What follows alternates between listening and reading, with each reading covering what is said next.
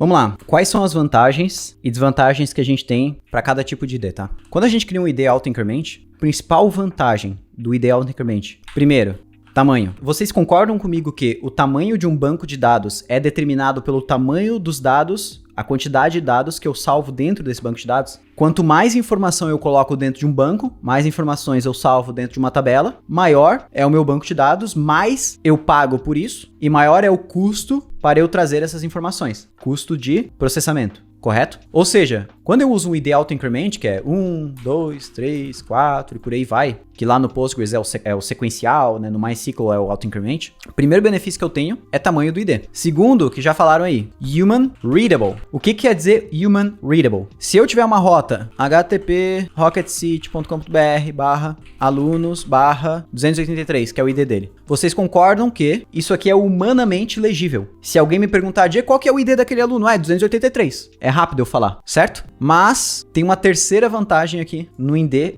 que é incremental. O ID que é incremental, ele é ordenável, sortable no inglês. E o que isso aqui habilita pra gente? O que um ID ordenável habilita pra gente? Alguém aqui já precisou fazer paginação com scroll infinito em uma lista de dados imensa, mesmo que não seja com scroll infinito ou qualquer tipo de paginação numa lista imensa. O que vocês vão perceber? Se nesse paginação você fizer isso aqui, ó, limit offset lá no SQL, o que vai acontecer se vocês usarem limit ou offset para fazer uma paginação de dados numa lista imensa? Você vai matar o seu banco de dados. Porque como que funciona o limit e o offset dentro de um banco de dados? O limit e o offset, ele funciona basicamente assim, ó. Imagina que você tem uma lista e ela começa do item 1 e ela vai no banco de dados, né? E você vai até o item 1000. Aí você quer só os últimos 100 registros. Sabe o que o SQL faz? Ele basicamente percorre todos os itens e te retorna somente os últimos 100. Só que todos estes itens aqui, eles também são carregados, mesmo que você quer somente os 100 últimos. Para isso, o que a gente faz geralmente para resolver esse problema? Nós utilizamos algo que a gente chama de Cursor-Based Pagination, ou paginação baseada em cursores. Ao invés de ir lá no SQL a gente falar, olha, eu quero selecionar tudo de usuários onde, ou melhor, não vou botar where aqui para ficar mais fácil. Limit, eu quero, sei lá, 20 registros por página. Offset, 980, porque eu quero somente os últimos 20 registros. Ao invés de fazer isso, o que eu faço? No SQL eu faço o seguinte, select tudo from users, limit 20, porém, where ID maior que 980. Ou seja, se eu tenho usuários que são ordenados pelo ID auto-increment, 1, 2, 3, 4, 5, 6, 7, 8, 9, 10... Vocês concordam comigo que este select, ele vai primeiro filtrar, então, se vocês já estudaram um pouco de SQL, sabe que o where, ele acontece antes do limit, ou seja, eu estou buscando somente usuários em que o ID for acima de 980, ou seja, tudo isso aqui é descartado, e com o limit, eu trago somente 20 registros. Perfeito? Vamos para o UID. Quais são benefícios de UID? Vamos lá. Segurança. Então, o que acontece? Nessa rota aqui, se um usuário quiser vir aqui trocar o ID, mesmo que ele não possa, de 283 para 282, ele poderia. Daí a gente teria que validar se ele tem acesso ou não. O UID já é muito mais difícil, concorda comigo?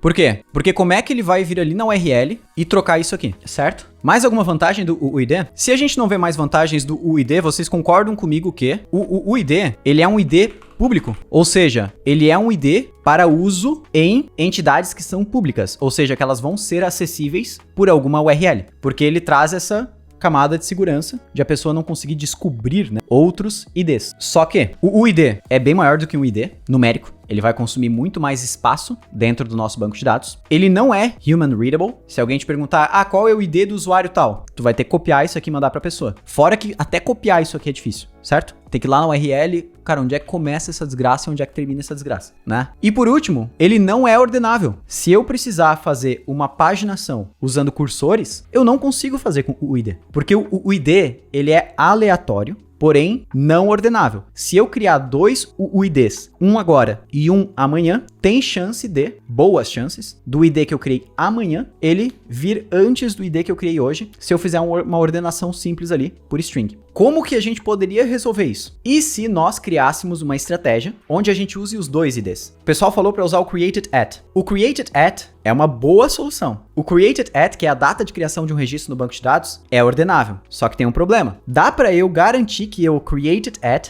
é único? Não, correto? Ou seja, se eu tenho colisões no campo que eu vou utilizar como cursor na minha paginação, pode ser que isso me gere problemas, porque pode ser que um registro suma ali no meio. Algo que era para aparecer na página anterior, não apareceu também na próxima. Como é que a gente resolve isso? Uma das formas da gente resolver isso é tendo um misto dos dois mundos. Eu posso ter em uma única tabela, pessoal, imagina que eu estou criando uma tabela de usuários. Eu posso ter o ID do usuário ainda sendo um auto-increment, só que eu posso armazenar nessa tabela um campo, por exemplo, public ID, que ele vai ser o ID V4, por exemplo, que ele é único, a gente vai ter um índice nele, de único, isso facilita também a hora da busca. E aí o que acontece? Eu tenho um ID para uso interno e eu tenho um ID para uso público, que não precisa estar contido em todas as entidades da minha aplicação. Por quê? Porque nem todo recurso que eu salvo no banco de dados é um recurso público. Nem toda informação que eu salvo no meu banco de dados é uma informação que ela vai estar presente, o ID dela vai estar presente na URL em algum momento. Mas daí você duplicou os dados, você perde a desvantagem do tamanho do banco. Exato. Nem tudo são flores. Tudo sempre vai ter uma vantagem e uma desvantagem. Mas calma que essa aqui não é a única solução que a gente tem. Será que tem alguma forma da gente unir o melhor dos mundos? O que vocês fazem quando vocês querem descobrir a melhor forma de fazer algo? ChatGPT? Porra, aí tu tá ferrado. Stack Overflow? Pergunta ao Diego. Pesquisa no Google. Cara, tudo isso que vocês falaram é válido. Mas tem uma forma que vocês não falaram, que é ver como as empresas grandes fazem. Por que ninguém deu essa opção? Porque você não falou. Porque é fechado? O ID? Tu acha que o ID dos registros é fechado? Tu acha que não vem na API? Ou não tá na URL? Bora lá, vamos juntos. Twitter.com, que eu me recuso a chamar de X. Vamos clicar em qualquer post e vamos na URL. Opa, o que é isso aqui? Bora Instagram. Vamos num post aqui de cozinhar batata. Eita, não, aqui. Vamos na URL. Ó, o que é isso aqui? Isso aqui é o ID? Provavelmente, né? Tá, vamos manter aqui com o do Twitter, que é mais fácil visualizar. Vamos clicar numa resposta do tweet. Opa, tem o ID também. Se você procurar bem na internet, Twitter ID Algorithm. Opa, Snowflake ID. O que será que é essa desgraça? Vamos lá. IDs Snowflake são uma forma de identificar unicamente recursos usando computação distribuída. Ou seja, o que acontece? Uma das grandes dificuldades que a gente tem com IDs é que o ID que ele é auto-increment, ele tem um problema. Ele é gerado pelo banco. Quando um ID ele é gerado pelo banco, isso traz pra gente algumas dificuldades em a gente não consegue gerar um ID por parte do código. E com isso, imagina que eu estou criando, por exemplo, uma esteira de inserts no banco. Só que os próximos inserts dependem do ID daquele lá no começo. Ou seja, eu vou ter que executar o primeiro, pegar o ID gerado, daí executar o segundo para pegar o ID. Ou seja, se o ID é gerado pelo lado do banco de dados, isso me traz dificuldades porque eu nunca vou conseguir criar IDs por parte do meu código de forma antecipada antes de inserir aquilo realmente no banco de dados. Concorda comigo? Então, quando eu vou trabalhar com computação distribuída, que eu tenho minha aplicação rodando em escala, né, em vários servidores ao mesmo tempo, uma das coisas que eu preciso garantir é que esse ID não se repita, né, entre esses vários servidores, né? Então tem que ter alguma informação ali que identifica o servidor, né, que minha aplicação está rodando, para trazer um pouco mais de intensidade nessa parte única. E aí o formato, né, o Snowflake ID foi criado pelo Twitter e ele é usado para os IDs dos tweets. É popularmente acreditado que cada Snowflake tem uma estrutura única. Aqui eles falam que cada Snowflake, cada floco de neve tem uma estrutura única, por isso que eles chamam de Snowflake ID, né, porque é único cada ID. E o formato foi adotado por empresas como Discord, Instagram e o Mastodon, que é uma rede social parecida com o Twitter, usa também esse ID. E aí eu quero que vocês me digam qual que é a semelhança entre Twitter, Instagram, Discord e Mastodon. Todas elas têm que lidar com paginação de muitos dados. A pessoa fica lá rolando, não é isso? Ou seja, todas elas têm um problema que é paginação. Qual a melhor forma de resolver paginação? Cursor Based Pagination, ou seja, paginação baseada em cursores. Quando eu uso paginação baseada em cursores, eu preciso que o campo, que o ID, ou qualquer seja o campo que eu esteja utilizando, seja ordenável. E é por isso que todos Snowflake IDs são ordenados pela timestamp atual de quando que aquele ID foi gerado. Ou seja, como vocês podem ler aqui, os snowflakes são sortable. by time, ou seja, são ordenáveis, porque eles são baseados na data que eles foram criados. Adicionalmente, você consegue calcular a data que um Snowflake foi criado a partir do ID, ou seja, fazer a engenharia reversa. Tá? Além da data, dentro dele ele também guarda algumas outras coisas. Ó, o Snowflake eles são 64 bits binários, apenas 63 são utilizados para caber dentro do inteiro assinado. Os primeiros 41 bits são da timestamp, ou seja, a data que foi criada, representando os milissegundos desde a epoch escolhida. O que é epoch? Epoch quer dizer a partir de qual data, né? Então eu vou pegar milissegundos a partir de uma tal data. Se eu não passar, se eu não me engano, ele usa 1º de janeiro de 1970, que é a epoch padrão que a galera usa. Os próximos 10 bits representam o Machine ID. Lembra que eu falei? Se eu tenho um software muito grande, como é um Twitter da vida, a minha aplicação, o back-end da minha aplicação nunca vai estar rodando em uma única máquina. Vão ser 400 máquinas diferentes, com 400 pessoas escrevendo merda no Twitter ao mesmo tempo.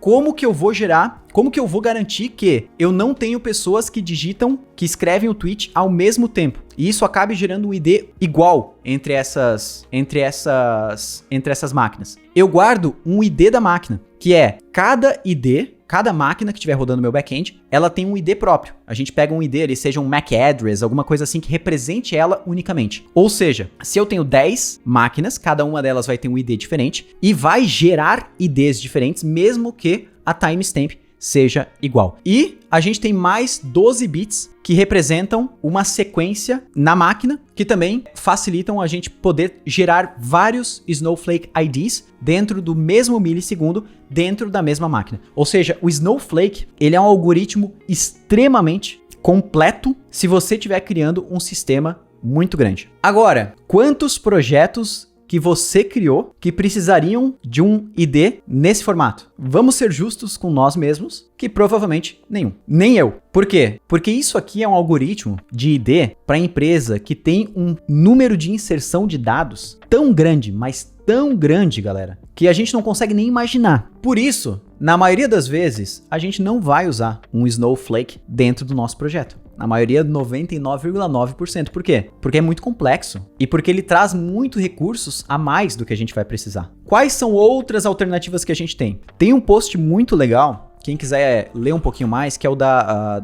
Segment. Eu não sei se vocês conhecem, Segment é um software, né? E eles escreveram esse post em 2017, que é basicamente uma história breve dos UIDs. E eles, cara, falam basicamente, cara, tudo sobre IDs dentro da computação, como é que são formados e tudo mais. E eles abrem o código da biblioteca de IDs deles, que é essa KSUIDs, né? Que vem de Key Sortable Globally Unique IDs. É um projeto escrito em Go e ele é basicamente um algoritmo para construção de IDs, estilo Snowflake, do Twitter ali que a gente viu, só que mais acessível, né? Um pouco mais acessível. Novamente, todo algoritmo de geração de dado único, galera, ele tem um risco computacional de colisão. Todo. Porque na computação, né, não existe aleatoriedade. Tudo é calculado com base em algo. Aleatoriedade não existe. Isso é algo que a gente tem que ter na nossa cabeça. Por isso, todo ID, ele tem uma chance computacional de ter colisão com outro ID. Isso é natural. Agora, dependendo da estratégia e do esforço que a gente tem em gerar este ID do algoritmo, a gente tem uma chance maior ou menor de ter uma colisão. Quando a gente parte para geração de IDs com esses algoritmos, como é um Snowflake, esse KSUID aqui da Segment, eles são feitos para softwares que têm uma geração de dados muito grande, como eu falei antes. E aí, novamente, será que essa aqui é a melhor solução pra gente? Olhando performance, custo e resultado final? E novamente, na maioria das vezes não, né? Existem alguns outros algoritmos que você pode estar utilizando, principalmente porque, vamos ser sinceros, provavelmente o teu software não vai ter muitas inserções acontecendo ao mesmo tempo. Então, existem soluções que são mais baratas, digamos assim, em processamento. Qual que é uma delas, tá? O Lead. O Lead, ele é uma alternativa ao UID. Ele gera um ID mais ou menos como esse que vocês estão vendo aqui na tela. Ele é um pouco menor. Ele é time sortable, ou seja, todos os ULEADs gerados são ordenáveis. E você consegue fazer neles também a engenharia reversa. Então, depois que você gerou o ID, você consegue ver qual data que aquele ID foi gerado com base no conteúdo do ID. Então, o Lead é uma ótima opção. E existem também as versões mais recentes do UID. Por exemplo, o UID V7. A gente usa geralmente o V4 nas aplicações, né? Aplicações web, ficou mais comum usar o V4. Mas existe o UID V7 e existe o V8 também, versão 8. Por exemplo, o UID V7, ele também é time sortable, ou seja, você consegue ordenar com base nesse ID. Ele só é um pouco mais feio ali que o Lead, né, em questão de tamanho. Só que tem mais algumas coisinhas que podem ser interessantes. Se o seu software não tem muitas inserções, pode ser uma boa também você partir para usar algo como o Nano ID.